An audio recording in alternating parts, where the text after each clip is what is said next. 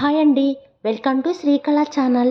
ఈరోజు మీకు అందరికీ ప్రాన్స్ బిర్యానీని ఇంట్లోనే సింపుల్గా నార్మల్ రైస్తోనే ఎలా చేసుకోవాలో చూపిస్తున్నా.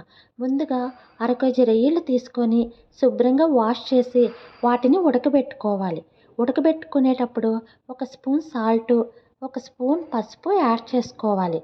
దీనిలో ఎటువంటి ఆయిల్ని యాడ్ చేయాల్సిన అవసరం లేదండి. ప్రాన్స్ ఉడుకుతున్నప్పుడే వాటర్ వస్తాయి. ఒక 10 నిమిషాల వరకు ఉడకబెట్టుకోవాలి. ఇప్పుడు ప్రాన్స్ని వాటర్ నుంచి సెపరేట్ చేసుకుందాము. ఈ విధంగా రొయ్యలన్నిటిని పక్కకు తీసి పెట్టుకోవాలి. కొంచెం పెద్ద సైజు అయితే బిర్యానీకి బాగుంటుందండి. చూసారా చక్కగా ఉడికిపోయినాయి. వీటిని మనం మ్యారినేట్ చేసుకుందాం. దీనికోసం రొయ్యల్ని ఒక గిన్నెలో వేసి ఒక స్పూన్ సాల్టు, ఒక స్పూన్ కారం, బిర్యానీ మసాలా ఎవరెస్ట్ తీసుకున్నానండి, ఒక స్పూన్ యాడ్ చేసుకుంటున్నా. ధనియాల పొడి కూడా ఒక స్పూన్ యాడ్ చేసుకోవాలి.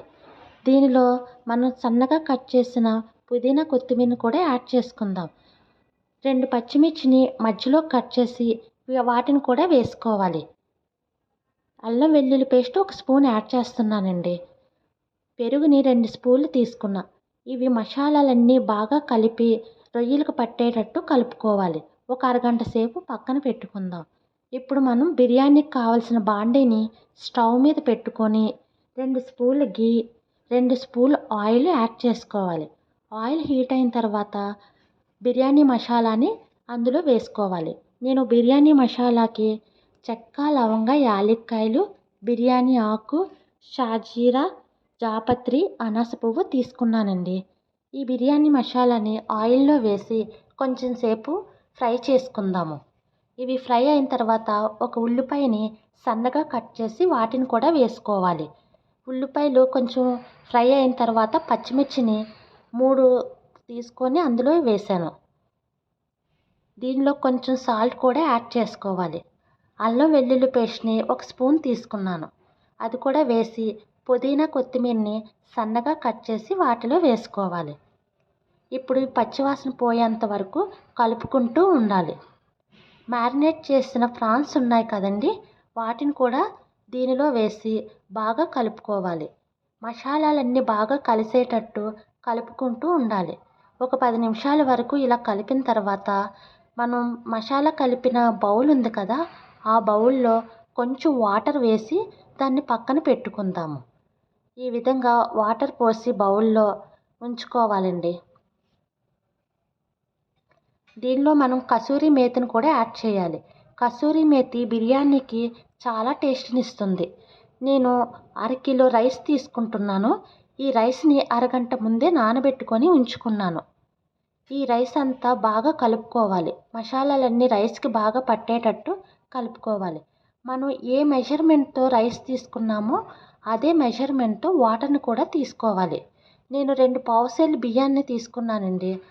ఆ పావుసేరుతోనే 4 డబ్బాలు వాటర్ పోస్తున్నాను. 4వది పోసేటప్పుడు మనం సగం వరకే తీసుకోవాలి. ఎందుకంటే మసాలాలు కలిపిన వాటర్ ఉంది కదా, ఆ వాటర్ వేస్తే సరిపోతుంది.